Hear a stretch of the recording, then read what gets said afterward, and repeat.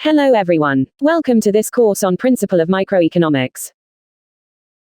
This course is divided into 6 chapters and 2 bonus topics. First chapter is Introduction to Principle of Microeconomics. First topic in this chapter is 10 Principle of Economics, which will introduce you to the economist's view of the world. It will preview some of the big ideas that recur throughout economics, such as opportunity cost, marginal decision making, the role of incentives, the gains from trade, and the efficiency of market allocations. Second topic is Thinking like an Economist, which will examine how economists approach their field of study. It will discuss the role of assumptions in developing a theory and will be introduced to the concept of an economic model. It will also explore the role of economists in making policy. Third topic is Interdependence and the gains from trade, which will present the theory of comparative advantage. This theory explains why individuals trade with their neighbors, as well as why nations trade with other nations. Second chapter is How markets work. Topics of this chapter will introduce the basic tools of supply and demand. The first topic, the market forces of supply and demand, will develop the supply curve, the demand curve, and the notion of market equilibrium. The second topic, elasticity and its application, will introduce the concept of elasticity and will be used to analyze events in 3 different markets. The third topic, supply, demand, and government policies, will use these tools to examine price controls, such as rent control and minimum wage laws, and tax incidents. Third chapter is Markets and Welfare. The first topic, consumers, producers, and the efficiency of markets, will extend the analysis of supply and demand using the concepts of consumer surplus and producer surplus. The second topic, application, the costs of taxation, will show why taxation results in deadweight losses and what determines the size of those losses. The third topic, application, international trade, will consider who wins and who loses from international trade and will present the debate over protectionist trade policies. Fourth chapter is The Economics of the Public Sector.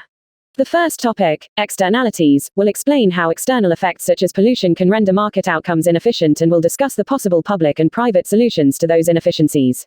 The second topic, public goods and common resources, will consider the problems that arise when goods, such as national defense, have no market price. The third topic, the design of the tax system, will describe how the government raises the revenue necessary to pay for public goods. Fifth chapter is Firm Behavior and the Organization of Industry. The first topic, the costs of production, will discuss what to include in a firm's costs, and it will introduce cost curves. The second topic, Firms in Competitive Markets, will analyze the behavior of price-taking firms. The third topic, Monopoly, will discuss the behavior of a firm that is the sole seller in its market. It will examine the inefficiency of monopoly pricing, the possible policy responses, and the attempts by monopolies to price discriminate. The fourth topic, monopolistic competition, will look at behavior in a market in which many sellers offer similar but differentiated products. The fifth topic, oligopoly, will cover markets in which there are only a few sellers, using the prisoner's dilemma as the model for examining strategic interaction. Sixth chapter is The Economics of Labor Markets. The first topic, the markets for the factors of production, will emphasize the link between factor prices and marginal productivity. The second topic, earnings and discrimination, will discuss the determinants of equilibrium wages, including compensating differentials, human capital, and discrimination. The third topic, income inequality and poverty, will examine the degree of inequality in U.S. society, alternative views about the government's role in changing the distribution of income, and various policies aimed at helping society's poorest members. First bonus topic, the theory of consumer choice, will analyze individual decision-making using budget constraints and indifference curves. Second bonus topic, Frontiers of Microeconomics, will introduce the topics of asymmetric information, political economy, and behavioral economics. This is a brief introduction to economics. Oikonomos, which means one who manages a household. At first, this origin might seem peculiar. But in fact, households and economies have much in common. A household faces many decisions. It must decide which household members do which tasks and what each member receives in return. Who cooks dinner? Who does the laundry? Who gets the extra dessert at dinner? In short, a household must allocate its scarce resources among its various members, taking into account each member's abilities, efforts, and desires. Like a household, a society faces many decisions. It must find some way to decide what jobs will be done and who will do them. It needs some people to grow food, other people to make clothing, and still others to design computer software.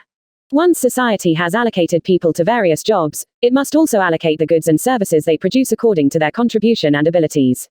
The management of society's resources is important because resources are scarce. Scarcity means that society has limited resources and therefore cannot produce all the goods and services people wish to have. So, economics is the study of how society manages its scarce resources. In most societies, resources are allocated not by an all-powerful dictator but through the combined choices of millions of households and firms. Economists study how people make decisions, how much they work, what they buy, how much they save, and how they invest their savings. Economists also study how people interact with one another. For instance, they examine how the many buyers and sellers of a good together determine the price at which the good is sold and the quantity that is sold. Finally, economists analyze the forces and trends that affect the economy as a whole, including the growth in average income, the fraction of the population that cannot find work, and the rate at which prices are rising. If you like the video, please like, share, and subscribe.